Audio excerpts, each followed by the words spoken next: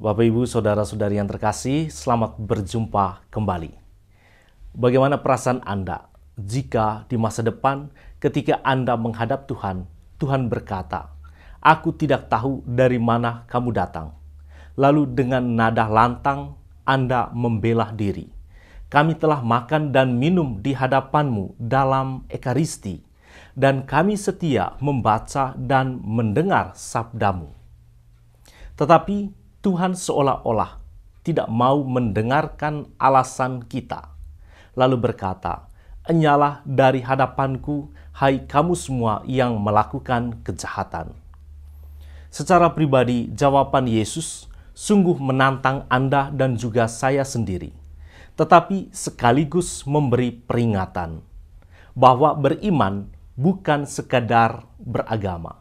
Beriman bukan sekedar kita percaya bahwa Yesus adalah Allah. Beriman juga bukan sebatas tindakan memberi diri dibaptis. Beriman bukan juga sekedar rajin berekaristi, tekun membaca dan mendengarkan sabda Tuhan. Beriman mesti dihidupi sebagai ketaatan yang penuh pada kehendak Kristus. Lalu apa yang dikehendaki oleh Tuhan kita Yesus Kristus? Yesus menghendaki agar kita hidup dalam kasih akan Allah dan kasih akan sesama.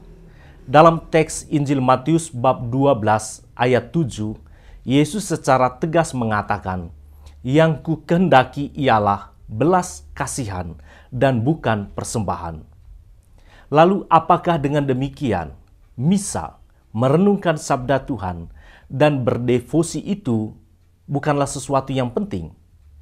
Tentu tidak juga demikian.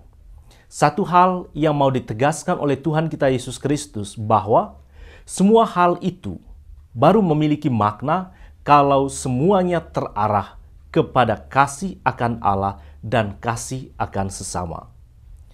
Bukan cinta diri yang muncul dalam sikap egoisme yang membuat kita menjauh dari sesama yang terluka, yang memerlukan bantuan kita. Seperti Imam dan Lewi dalam perumpamaan Yesus tentang orang Samaria yang baik hati.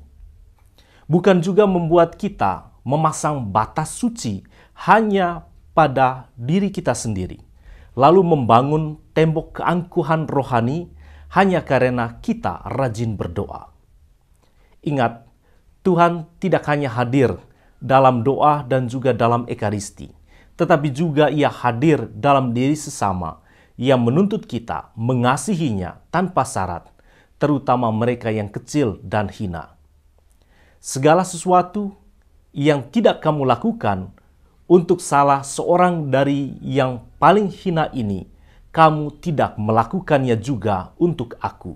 Demikian kata-kata Yesus dalam Injil Matius bab 25 ayat 45. Ketidakhadiran kita untuk mengasihi sesama yang hina membuat Tuhan juga tidak mengenal Anda dan juga tidak mengenal saya. Kita bisa saja disamakan dengan mereka yang jahat, bukan karena kita telah melakukan tindakan pembunuhan, tetapi karena ketidakpedulian kita dengan sesama, seperti ketidakpedulian orang kaya terhadap penderitaan Lazarus.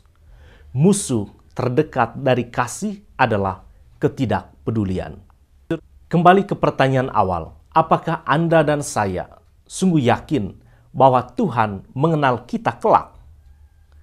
Tanda pengenal apa yang mesti kita miliki agar Tuhan mampu mengenal kita? Yesus menganjurkan kita mesti mengenakan pakaian pesta untuk bisa masuk dalam perjamuannya. Dan bagi Santo Agustinus, pakaian pesta yang dimaksudkan oleh Tuhan kita Yesus Kristus adalah perbuatan kasih. Atau bagi Paus Fransiskus, kita mesti memiliki kartu identitas. Tentu bukan surat permandian, tetapi kartu identitas kita sebagai pengikut Kristus adalah kasih. Kalau kita berhenti mengasihi, kata Paus Fransiskus, kita juga berhenti menjadi pengikut Kristus. Kita tidak lebih seperti kisah 5 gadis bodoh dalam Injil Matius bab 25 ayat 1 sampai dengan ayat 13 yang kehabisan minyak dan nyala pelita kasihnya, yang pada gilirannya tidak bisa masuk dalam pesta, bahkan kita sama sekali tidak dikenal oleh Tuhan. Bapak Ibu Saudara-saudari yang terkasih, bagi Paus Benediktus ke-16, perjalanan menuju kehidupan kekal terbuka bagi semua orang, tetapi sempit karena menuntut komitmen, penyangkalan diri, dan penyangkalan keegoisan seseorang. Anda dan saya memiliki peluang yang sama dengan tantangan yang sama, yaitu melewati pintu yang sempit agar kita dapat masuk dalam kerajaan surga. Pertanyaan bagi kita adalah, apa yang mesti kita lepas agar kita dapat melewati pintu yang sempit? Apakah tumpukan keangkuhan yang kita lepas? Ataukah kelekatan dengan harta? Ataukah bangunan hati yang egois?